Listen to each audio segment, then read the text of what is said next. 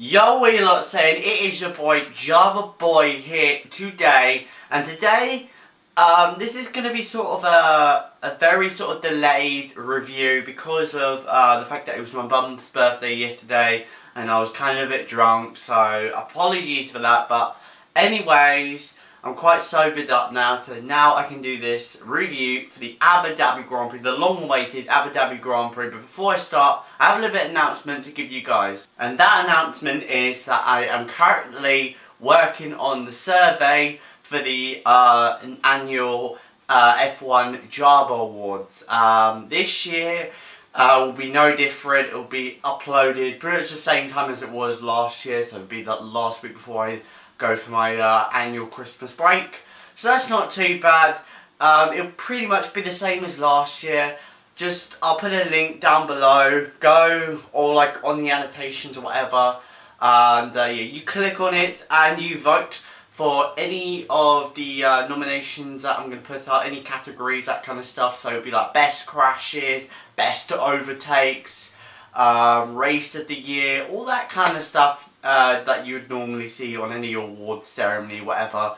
So that's going to be happening. So please, please, please, I urge you, please vote, because the more votes we get, the more good this can be. So yep. So yeah, please vote, because I want to get because I want to make this to you guys. Yeah, why not? So just like I said, I'm not going to brag on too much. Just like last year, go vote. So without further ado, let's get into this weekend now. This weekend, I already told you on Sunday, there was a big fight for the championship between Lewis Hamilton and Nico Rosberg. For those who are wondering who I think will win this championship, who were my predictions for that, go check out this video. I'll definitely make sure this time to put like a little thing for you guys to go watch that. So yeah, go watch that to see some of my predictions, and yeah, and boy oh boy, what a weekend it was. What an interesting prospect it was. But before I get into it, I'm going to start off with qualifying. I didn't really watch a lot of practice to really cover it, so I'll do qualifying, because qualifying and the race was what I saw, and you guys are more interested to hear that rather than in practice, of course. So yeah, let's get right into it. Going into qualifying, there was a very average qualifying session. Nothing too fancy, nothing too extravagant. Just your usual guys trying to get out of Q1. The likes of Button, Palmer, all those lot. And surprisingly, Palmer and Button, especially Button on his last F1 Grand Prix, well that's if he comes back in 2018, we'll have to find out. But yeah, he managed to get through quite safely. It was very, very close, but he managed to do it. Same with Palmer, so both Brits got through nice and cleanly. Verline as well got through, so amazing, awesome. That was unreal. It was awesome. But unfortunately, it was the two Toro Rossos. Apparently, during the weekend, they had suffered from a wheel rim problem because they were running a new upgrade, and it was deemed to be, I think it was deemed to be by the FIA illegal, so they had to take that off and run their old setup. So that meant they were really, really slow, and they were really struggling all throughout the weekend. They were nowhere near where we would expect them to be. So it was very, very surprising and very sad, because you know, they had two great drivers in the front of Sainz and Kvyat, and for them both to be, well, Sainz for 100% sure to be at the back of the grid. Normally he doesn't start there; he starts normally in the mid pack. So that is really terrible, and hopefully this doesn't continue into 2017. Hopefully we do see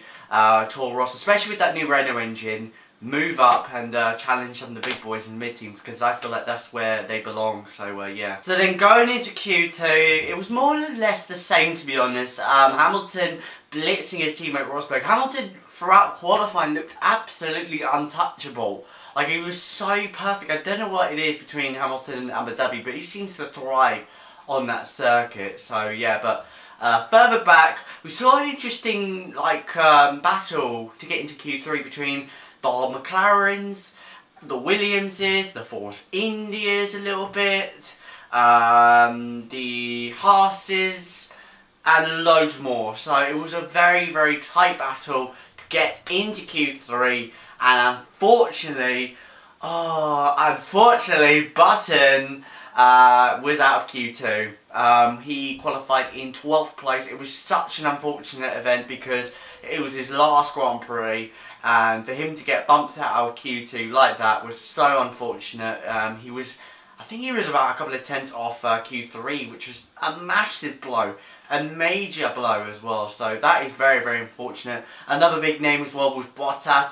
First time getting out qualified for quite a while, to be honest. So yeah, that was a bit of a shocker. But also at the same time, it was very, very happy. It was very nice to see Massa on his final qualifying session, getting into Q3 quite safely, and also as well out qualifying his teammate as well. That's quite an achievement. So yeah, he can put a pat on his back. He can put a pat on his back at the end of the career, knowing that he out qualified his teammate on his last Grand Prix. So there's a little silver lining for Massa and everything pretty much. So yeah. And then going into Q3, the real battle started to go off. Lewis Hamilton setting a blistering time. What the hell? 1:39.0.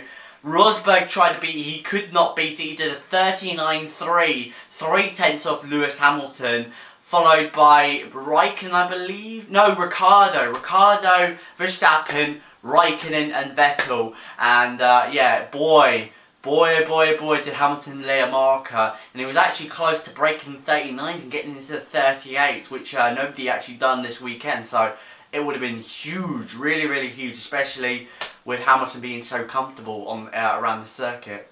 So then that happened, and then going into the final few minutes of the session, all the cars come out for their final runs. And yeah, Lewis, once again, bangs a insane, what the hell lap time, a 1:38.6, I believe. Correct me if I'm wrong. 1:38.6, excuse me, to Rosberg's 1:39.0, which would get him pole position. A fantastic lap by Lewis, really correcting some of the flaws that he made. One in particular that he was kind of a bit understeer in a couple of places through the first sector, so Lewis kind of corrected that in his final run and went fastest as a result to take pole position. Second would be, of course, Nico Rosberg. Unfortunate, but the good news for him was that if he would stay in that position, that would give him easily the World Championship. Following behind in third place was Kimi Raikkonen. The Iceman strikes again. What can you say? The dude is on fire. He's been outperforming his teammate really a lot in these final few races. During the season, I thought it was going to be a Vettel walkover. Or even at the start, when Vettel joined Ferrari, I thought it was going to be a Vettel walkover. And Raikkonen was going to be, as he was in 2014, playing second fiddle to the lead #1 driver. But no, Raikkonen has showed that he's not no slouch. He can really perform, and we've seen that in the last few races, and that is unreal, and good on him. Third place, unreal. Really, really good. Fourth, I believe, was Ricardo. Yes, it was Ricardo. Ricardo fourth. Good drive by him. He did a good lap. So, yeah. Fifth was Vettel. So yeah, that was a good lap by him. Unfortunate not to outperform his teammate because it was level going into the final qualifying session. So for Raikkonen to beat him out in that qualifying session was a bit unfortunate. But hey ho, he's got next year to look forward to. So yep, Verstappen. Oh, major dramas happened for him. He locked up. Basically, he was coming down the second back straight. He locks up and runs off the road, and that's what caused us a yellow flag at the end of the session. The fact that Verstappen locked up his brakes and overcooked it going into the Mickey Mouse section after the second back straight. So unfortunate for Verstappen because that did look like a really good lap. I think he matched Hamilton's best lap, so best first sector. So that would have meant he would have been on par to be like probably what, third, fourth, something like that. So really unfortunate, but hey ho, he starts sixth, which is better than starting from the back. So yeah, and at least he's going to be with those guys, so at least he doesn't lose out a lot. So yeah, there's that. So at the start, it was a very, very good start for Lewis Hamilton. He drawed away from Nico Rosberg quite comfortably going into turn one. There was a couple of locking up, people trying to avoid each other, that kind of stuff. There was even one moment, I believe it was with Haas of Gutierrez. He did like some like ninja sort of avoidances against like a certain couple of cars in the replay of the race. It was so crazy, to be honest, because literally, you know, 1 millisecond late or whatever, he would have ran into the back of someone and that would have been it for his race. So very, very lucky on, I believe, Gutierrez, this point of view in the replays. But then going out of the exit of turn 1, it was Verstappen who collided with Nico Hülkenberg. Verstappen was full turning towards Hülkenberg, and as he touched Hülkenberg, he spun the car around. Thankfully, no damage. He didn't hit the barriers at in the inside, so he managed to keep going. But unfortunately, he would be at the back. But later on, you're going to see some remarkable performance for Verstappen, really showcasing why he should be. He will be a champion in the future one day. So Hamilton led from Nico Rosberg from the start, and pretty much it stayed the same as it was. You know, there was no jostling, whatever. Apart from Verstappen, who bored his way through the field. I think as high as 10th at one point during the first couple of laps. So that was a remarkable performance from Verstappen to pull through and pass so many cars in such a short space of time. Really also, like I said, showcasing and proving why he probably will be a future champion one day in F1. And then coming into the pit stops, which was about around lap 8 to about lap 12, everyone started coming in. Lewis came into the pits. He changed, I think it was onto the soft tyres, and as he was coming out, he got held up by the Ferrari. I believe it was Kimi Raikkonen. As he was coming into the pit lane, he had to. The Mercedes mechanics had to wait for Raikkonen until he was let loose again. And by that time, he lost about a second, 1.1 seconds, I'd say. So not a lot, you would say, but a lot in Formula One terms, you know. And 1 point almost cost him the lead. So that would have been that would have been really, really bad for Lewis's championship chances. Fortunately, Hamilton was able to get ahead of Nico Rosberg, but actually Nico Rosberg had a worse pit stop. Apparently he had to sort some it was like a wheel gum issue or whatever, and he had to wait for another car as well, I believe. I'm not sure, correct me if I'm wrong, but yeah, that happened, and as Nico Rosberg came out of the pits, he was behind Max Verstappen.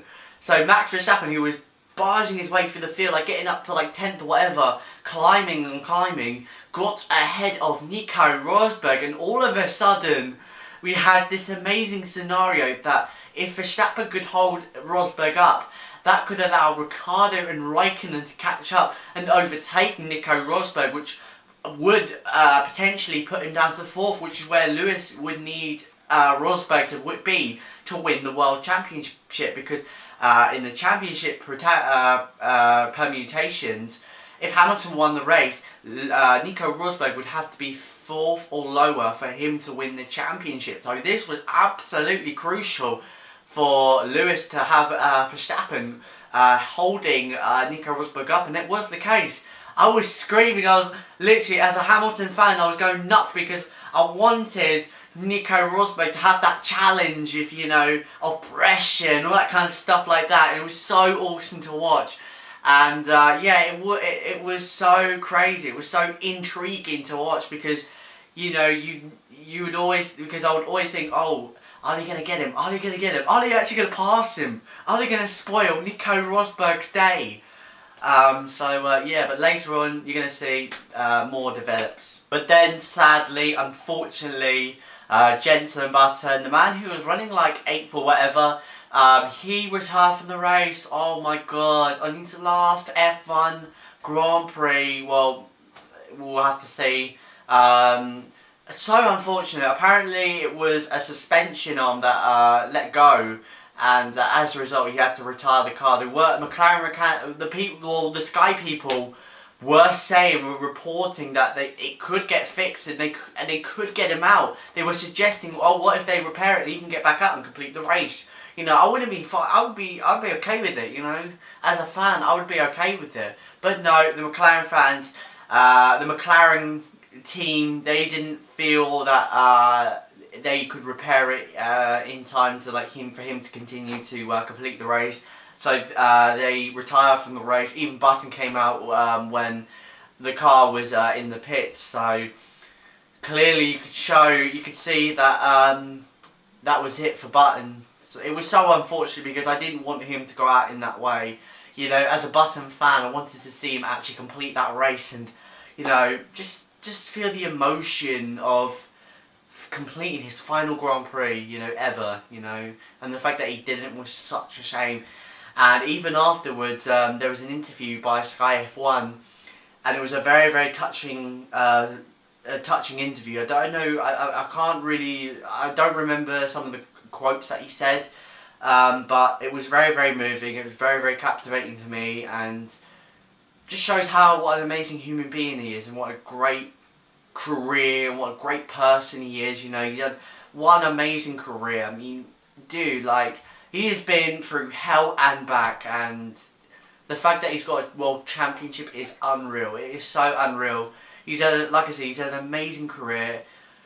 He's touched my heart in so many ways, and yeah, I commend him. You know, he's an absolutely great person. He's a great racer.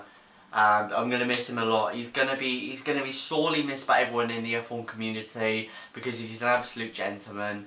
And even afterwards as well, there was like a shot from Sky Sports F1 that showed Button, not only Button, but his whole family, his family and friends, all walking out of the paddock and all that. It was so moving. It was so touching. I even shed a tear as well. It was that moving, and he's just one amazing lad. He's just a gentleman. He's an amazing person. He does all these great things. He does triathlons, but so many good charities and all that during his career. So for that, I commend him. You know, and good luck on his future endeavours, whatever it will be. We'll have to wait and see on that, but yeah, good luck, and hopefully we'll see him back there very, very soon, back in the F1 car very soon. But if not, good luck for his future endeavours. I mean this, yeah. Good luck. So afterwards, it was about lap 24, 25, I'm not sure, but it was around lap 20. Verstappen was still ahead of Nico Rosberg with the two cars of Ricciardo and Raikkonen hot on their heels. But thankfully for Rosberg, he managed to pass Verstappen. He made a bold move, sort of the same thing he did in Germany. Made a bold move, like a dive bomb, straight down the inside into the chicane before the second back straight. He was very, very close. Verstappen was almost on the runoff area on the outside of the chicane. It was it was that close. And at one point, I was moving my head away because I didn't want them to crash or touch wherever. You know, especially with Verstappen. You know, with Verstappen, I look away because the things he does, he's done this year, is just unreal. It's like I've had to look away, especially. Like I said, with Germany, I had to look away with that one, and same with Belgium as well. I had to look away with that because it's so scary what the dude can do. Like, he puts his car so close to destruction, but thankfully it doesn't end in destruction. Like, he is so scary to watch sometimes. It's ridiculous. You would think me as a racing fan, seeing moves like that is awesome. No, they're very scary, especially if you see a guy like Verstappen doing that. It's crazy. But thankfully Verstappen, thankfully they both managed to survive, and Rosberg did manage to get ahead of Verstappen. So that meant that Rosberg was free and ready to chase after Lewis behind. But then afterwards, there was a bit of gamesmanship going on for Lewis. As soon as Rosberg was closing Hamilton down, all of a sudden the gap got down to about 1.1, and all of a sudden we knew, and I think the whole world knew, what Hamilton's game plan was, and that was to back Rosberg up. Back Rosberg up into Ricciardo and Raikkonen, so that Ricciardo and Raikkonen could get ahead of Rosberg and spoil Rosberg's party and give Lewis Hamilton the World Championship, because like I said, 4th or lower, and that would do for Lewis. So he had to play that game, and he certainly did. The gap got down to 1.1, and he did it. So yeah, and the gap even got down. I think it was like 5 seconds between himself and Verstappen, and it dropped. It dropped and dropped and dropped to about 3 seconds between Rosberg and Verstappen. So it was clear. It was very, very clear what Lewis was doing to Rosberg, and people may argue that it's very rude, or it's not fair, he should have pushed and he should have pulled away like a fair racer should, you know. But sometimes in racing, you've just got to be dirty. Sometimes, I know, it's horrible, it doesn't make you morally right, but sometimes deep down when you're fighting for a world championship, you've just got to play dirty. And if I was in Lewis's shoes, I'd have done the exact same thing. Everyone would, because, you know, you're trying to get someone to drop to the position that you want them to win the championship. So, of course, you've got to start backing the field up. You've got to start slowing down, but not too much. So the fact that, for instance, Rosberg would pass to Lewis for the lead. Just enough that it would wreck Rosberg, damage his tyres, and make him go a lot slower than he should be. So, yeah, it was a very, very unique technique that Lewis did, and we've seen this many times. MotoGP was a great example. I think Jorge openly admitted to him doing that, I think a couple of years ago. I don't know when this was. I don't have a good memory of MotoGP, to be honest, but I think this was like in 2013, 2014 or something like that, when he was trying to make Marquez not world champion or whatever. He was trying to back the field up. So yeah, so it's a fine line. It's a fine line. Sometimes you have to make sure, like I said, you have to make sure you're not too slow, so that Rosberg doesn't get ahead, and not too far away that Rosberg can pick up his pace and pull away from the field. So yeah, there's a fine line there. It continued and it continued. Oh, by the way, Verstappen pitted. He dropped to like 5th or whatever, something like that. I think that's where he finished at the end, so that was unfortunate. But Vettel, he was leading, by the way, and he had to pit to go onto the super soft tyres because he was on the soft tyres, by the way. And yeah, he had to pit. He dropped to like 6th place, and we all thought that would be it for Vettel. But no, he does something very remarkable, and I'll save this for later. But moving back onto the Mercedes thing, it escalated, and there were team radios. One was towards Lewis saying that, oh, you've got to pick up the pace, and then there was another saying, you've got to pick up the pace, this is instruction now, and it even went as far as to Paddy, who was one of the execs for Mercedes, who instructed Lewis to like go a bit faster, because of the fact that this was costing or risking Mercedes' race, because there was a risk, like I said, of the guys behind overtaking the two Mercedes and ruining Mercedes' race. Okay, Lewis really needs to pick up the pace, need high 44s, Vettel imminent threat.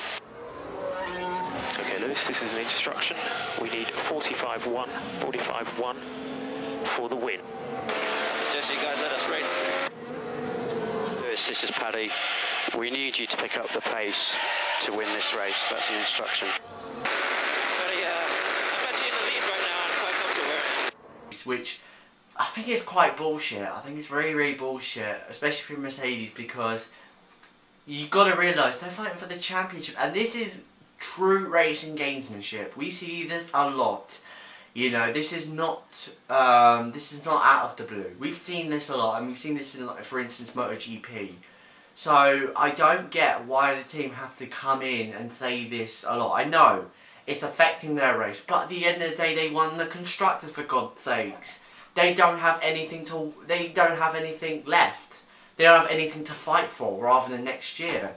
It's like, where's your logic, Mercedes? Like, let them fight it out. Let them do whatever they want to each other. It's fine, as long as they don't take each other out. Alright, as long as they don't, like, take each other out or whatever. That's cool. That is cool.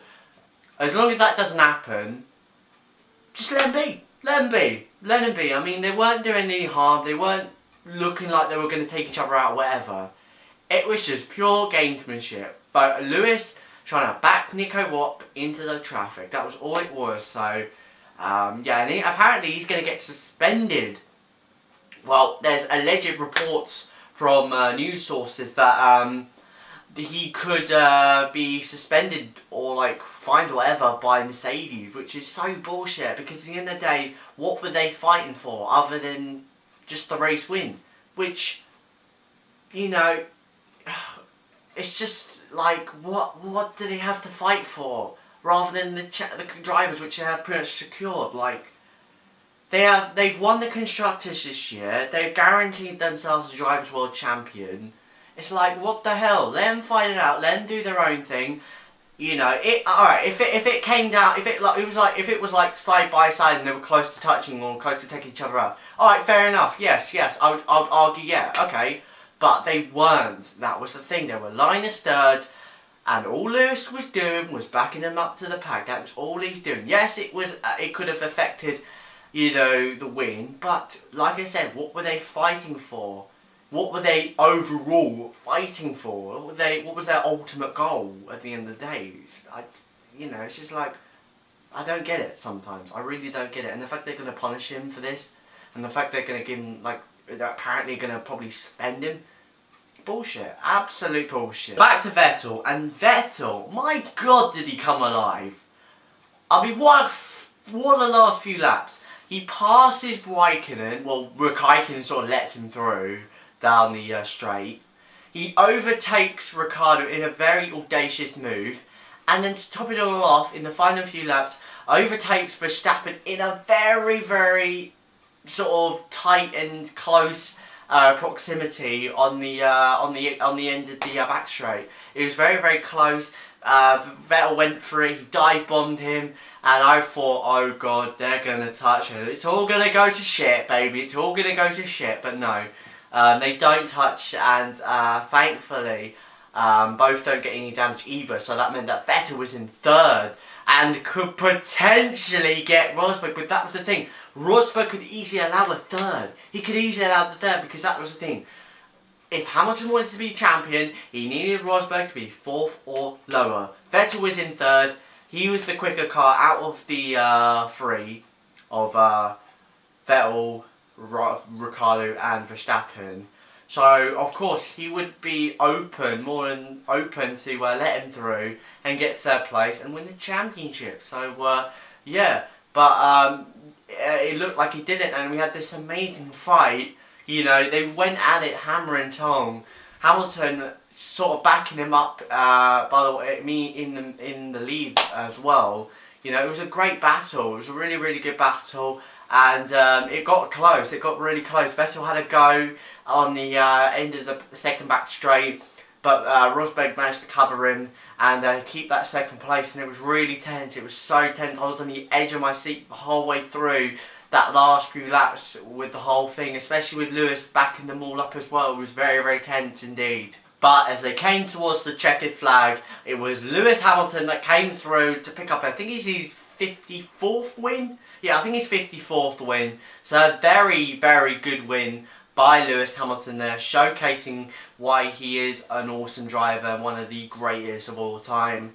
But second place, I'm picking up his first World Championship, Nico Rosberg. I mean, credits where credits. I give him a hard time sometimes, I will admit. But, dude, he's done it. He achieved the impossible and won his first World Championship. And, yeah, afterwards, after the race, I had a little bit of sob in my eye, to be honest. Even though in the past I've been a Hamilton fan, I had a bit of sob in my eye because it was Rosberg's first World Championship. Even his wife at the end, she said some very congratulatory words towards the champion, the newly world champion. And yeah, it was awesome. He even did donuts at the end, which I thought was awesome. We haven't seen that lately before. I know we've seen it before, but we haven't seen one quite like what Nico did, which was going towards the pit lane and doing donuts. Obviously, you know, the FIA, they want you to get in the pits and that's it. So, but Nico, you know, he did it. He did it in the pit lane. He did a Vettel in India and spun it around the pits. It was awesome. It was great. And yeah, afterwards, he wasn't that emotional, but I bet afterwards, behind the scenes, he was in tears. I mean, dude, he deserves this. I mean, you know, what can I say? Like I said, he's just been a great driver all throughout the season. Or not only that, but just like throughout the last few seasons, he's been great. You know, ever since his first win in China, he's been on a roll. Like he won at Monaco, which was his second win. He won at Britain in 2013. He won a bunch more in 2014. Lost out to the World Championship in 2014. Then lost it again in 2015. But Lewis was kind of in a more dominant stage in the championship. And then, yeah, Rosberg goes out and beats the man who's been beating him for the last 2 years. It's awesome. It's great. Truly deserving, and yeah, a very, very deserving champion. Yeah, guys, that is it. That is it. That's all it. The F1 season's over. F1 2016. The whole season is finished. Yes, I haven't done the whole review, all the races, but I promise you, next year I'm gonna do all of them. I promise you, 100%. Hand on heart, I'm going to do it because I actually generally like doing reviews. The reason why I pulled it off was because I just, in the last couple of months before I stopped, I really was enjoying it. So to now get back to enjoying it, get back and doing this, you know, and the fact that I'm enjoying it as well is awesome. And as a result, like I said, I'm going to do more and more reviews next year. I'm going to have Formula E coming back, which is going to be great. You've got MotoGP as well, that's going to be coming, that's going to be good. I know KTM's coming back, which is going to be great, going to add to the thrill skills of the MotoGP. Yeah, loads more. So, yeah, so if you thought reviews was done for me, for my channel, you thought wrong. There's plenty more coming. Yeah, you're just going to have to wait until 2017 because that's when all the racing starts again. That's when everything starts again. So, yeah, but for now, that is it. I'm bragging on, I'm dawdling on right now. That is it for now. I hope you guys really enjoyed this video. If you did, then be sure to hit the like button below. Subscribe down below if you're new. And yeah, I will see you next time. It's your boy, JABA Boy. Take it easy, guys. I am out. Peace.